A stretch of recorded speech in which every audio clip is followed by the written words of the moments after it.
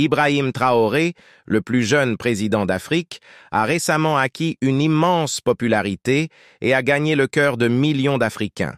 Il est considéré comme un visionnaire et une source d'inspiration pour beaucoup, en particulier pour la jeune génération. Son style de leadership est connu pour être progressif, inclusif et axé sur l'amélioration de son peuple. Ses politiques et ses initiatives visent à créer une société plus prospère et plus équitable. Il s'emploie activement à résoudre des problèmes clés tels que la pauvreté, le chômage et l'éducation. Ses idées et stratégies novatrices ont été applaudies par beaucoup, et il est largement considéré comme un jeune leader prometteur qui a le potentiel d'apporter des changements positifs en Afrique. Actuellement, dans les moteurs de recherche en ligne, les questions les plus fréquemment posées au sujet d'Ibrahim Traoré concernent sa vie privée, par exemple s'il est marié ou s'il a des enfants. En outre, sa popularité croissante a également suscité l'intérêt de nombreuses personnes qui cherchent à en savoir plus sur lui. Dans cette vidéo, je répondrai à certaines de ces questions. Avant d'entrer dans le vif du sujet, je vous invite à nous soutenir en cliquant sur les boutons « J'aime » et « S'abonner ». Votre soutien sera grandement apprécié. En septembre 2022, Ibrahim Traoré est entré dans l'histoire en devenant le plus jeune chef d'État au monde après avoir évincé, avec un groupe d'officiers militaires subalternes, le lieutenant-colonel Paul-Henri Damiba qui avait pris le pouvoir à la suite d'un coup d'État en janvier. Traoré a invoqué l'incapacité de Damiba à résoudre le problème de l'insurrection pour justifier sa destitution qu'il a annoncée dans une allocution télévisée le 1er octobre 2022. Damiba, âgé de 42 ans, a été évincé par Traoré, qui avait 7 ans de moins que lui et occupait une position inférieure dans la hiérarchie militaire. Dans la hiérarchie militaire du Burkina Faso, Traoré a le grade de capitaine. La structure de commandement militaire du pays est basée sur celle de la France, son ancienne puissance coloniale. Au-dessus du grade de capitaine, il y a 3 grades supérieurs: commandant, lieutenant-colonel et colonel, dans l'ordre croissant. Bien que l'ascension de Traoré au pouvoir soit souvent décrite comme fulgurante dans les cercles militaires, elle était largement attendue. Traoré a occupé des postes relativement subalternes dans l'armée burkinabé avant de faire une percée majeure en 2014. Cette année-là, il a été déployé au Mali en tant que soldat dans le cadre du programme de la mission de maintien de la paix des Nations Unies, la MINUSMA. Selon les soldats de l'armée burkinabé, Traoré a fait preuve de bravoure lors de son déploiement au Mali. À l'époque, il avait 26 ans et a surmonté une crise cardiaque. Cette attaque a été menée par des militants extrémistes dans la région de Tombouctou, dans le nord du pays. Une source anonyme a déclaré à Radio Omega que Traoré, qui était lieutenant à l'époque, avait fait preuve de leadership, notamment en étant volontaire, courageux et proche de ses hommes. En plus de sa mission au Mali, Traoré a joué un rôle important dans la lutte contre l'insurrection dans son pays natal, le Burkina Faso, entre 2019 et 2022. Il a été promu au grade de capitaine en 2020. Peu après avoir organisé un coup d'État contre l'administration de Damiba en septembre 2022, Traoré a reconnu que son âge, 34 ans, serait un sujet de discussion parmi ceux qui remettraient en question ses qualifications présidentielles. Je sais que je suis plus jeune que la plupart d'entre vous ici. Nous ne voulions pas ce qui s'est passé, le coup d'État contre Damiba, mais nous n'avions pas le choix, a-t-il déclaré aux représentants du gouvernement en octobre 2022. Le projecteur international sur Traoré a été braqué en juillet 2023, lorsqu'Ibrahim Traoré a accompagné 16 autres dirigeants africains à Saint-Pétersbourg, en Russie, pour le sommet Russie-Afrique. Après une brève période de relative obscurité sur la scène internationale, Traoré a fait les gros titres grâce à sa présence unique et à son discours puissant lors de l'événement. À l'arrivée des dirigeants à l'Expo Forum, Traoré s'est fait remarquer par sa tenue de combat militaire avec un béret rouge et des gants tactiques. Il a même salué les agents de sécurité qui saluaient les chefs d'État en visite, tandis que beaucoup d'autres passaient simplement devant lui. Le physique musclé et la présence imposante de Traoré ont attiré l'attention du monde entier lorsqu'il a posé pour une photo avec le président russe Vladimir Poutine.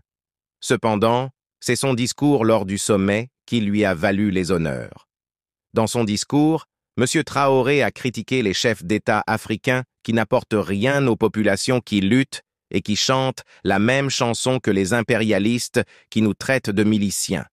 Il a exhorté les dirigeants africains à cesser de se comporter comme des marionnettes qui dansent chaque fois que les impérialistes tirent sur nos ficelles. M. Traoré a également critiqué les présidents africains qui sont heureux de recevoir des cadeaux et leur a conseillé de privilégier l'autosuffisance de leur pays. Il a remercié Poutine d'avoir annoncé des livraisons gratuites de céréales à l'Afrique, mais il a insisté sur le fait que les dirigeants africains devaient s'efforcer d'assurer la sécurité alimentaire de leur population. Les remarques de Traoré ont été comparées à celles faites par le vénéré Thomas Sankara au début des années 1980. Comme Traoré, Sankara a accédé à la présidence du Burkina Faso par un coup d'État et était connu pour ses idées révolutionnaires et son activisme. En 1984, Sankara s'est exprimé devant l'Assemblée générale des Nations unies et a déclaré qu'il avait pour objectif d'assurer 2 repas par jour et de l'eau potable pour tous au Burkina Faso en utilisant la force de ses citoyens. Sur les réseaux sociaux, M. Traoré a été comparé à M. Sankara. Sankara a mené un coup d'État contre les dirigeants français au Burkina Faso en 1983. Alors que la région souffrait d'une grande famine. Il a gagné le cœur des citoyens en s'attaquant à la dette extérieure et à la faim par de nouvelles mesures. Aujourd'hui, le Burkina Faso est toujours confronté à la faim, mais l'insécurité est un problème encore plus grave. M. Traoré s'est engagé à lutter contre la violence extrémiste et cherche à obtenir le soutien de nouveaux alliés, dont la Russie. Il estime que ses soldats ont besoin d'une meilleure formation, d'un meilleur équipement et d'une meilleure collecte de renseignements pour vaincre les militants. Ibrahim Traoré est un dirigeant qui a une approche innovante et pratique de la gouvernance. C'est un solutionniste de bon sens qui croit en la nécessité de prendre des mesures concrètes pour relever les défis auxquels le Burkina Faso est confronté. Il a identifié plusieurs domaines cruciaux qui requièrent une attention urgente et a pris des mesures audacieuses pour les résoudre. L'un des principaux problèmes auxquels M. Traoré s'est attaqué est l'absence de raffinerie d'or locale au Burkina Faso. Bien que le Burkina Faso soit l'un des plus grands producteurs d'or au monde, le pays ne possédait pas sa propre raffinerie, ce qui signifiait que les mineurs devaient exporter le minerai brut vers d'autres pays pour le raffiner. Traoré a reconnu les avantages économiques potentiels d'une raffinerie dans le pays et en a ordonné la construction. Cette initiative a permis de créer de nombreux emplois et d'apporter de la richesse au pays. M. Traoré a également identifié la nécessité de transformer les tomates localement. Le Burkina Faso exporte des tomates dans le monde entier, mais continue d'importer du concentré de tomates d'autres pays. Pour résoudre ce problème, il a commandé la construction d'une usine de transformation de tomates qui créera de nombreux produits alimentaires, générera des opportunités d'emploi et maintiendra la sécurité alimentaire. M. Traoré s'est également engagé à améliorer le système de santé du pays. Il a entamé la construction d'un établissement de santé de classe mondiale d'une valeur de 80 millions de dollars. Pour financer ce projet et d'autres initiatives essentielles, il a mis en place des réductions d'impôts historiques et s'est associé au secteur privé pour permettre aux jeunes entrepreneurs d'accéder aux capitaux nécessaires à la création d'entreprises. Une autre approche innovante adoptée par M. Traoré est l'introduction de l'actionnariat populaire. Ce plan consiste à privatiser les participations et les projets de l'État pour permettre au public d'investir dans son pays. Il a ainsi mis en vente 20% de la compagnie de téléphone de l'État, qui s'est avérée fructueuse, le gouvernement ayant obtenu 60 millions à consacrer à des projets essentiels. M. Traoré est un dirigeant qui s'est engagé à défendre les droits de son peuple. Il a exprimé sa volonté d'autoriser des manifestations pacifiques, même si elles sont dirigées contre ses propres actions. Il estime que lui et ses camarades ont reçu la mission de préserver l'avenir du pays et que cela passe par la transparence et la responsabilité dans la gouvernance. Le Burkina Faso est actuellement confronté à une guerre territoriale avec des insurgés islamistes. Le président Traoré reconnaît l'importance de protéger les citoyens du pays et a pris des mesures pour renforcer l'armée.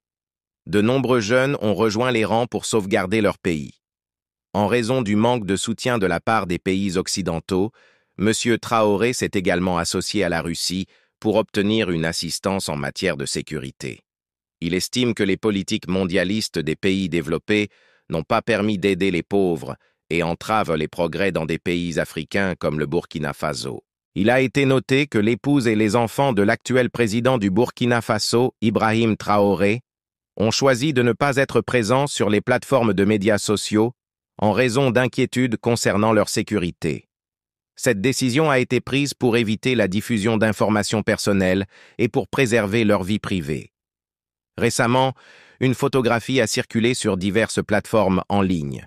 Plusieurs personnes affirmant que la personne figurant sur l'image est l'épouse d'Ibrahim Traoré. Cependant, l'authenticité de la photo n'a pas encore été confirmée et il n'y a actuellement aucune déclaration officielle du bureau du président à ce sujet. Quoi qu'il en soit, quel est votre avis sur cette vidéo? Si vous l'avez trouvée instructive, n'hésitez pas à vous abonner, à l'aimer et à la partager avec d'autres. N'hésitez pas à nous faire part de vos réactions dans la section des commentaires ci-dessous.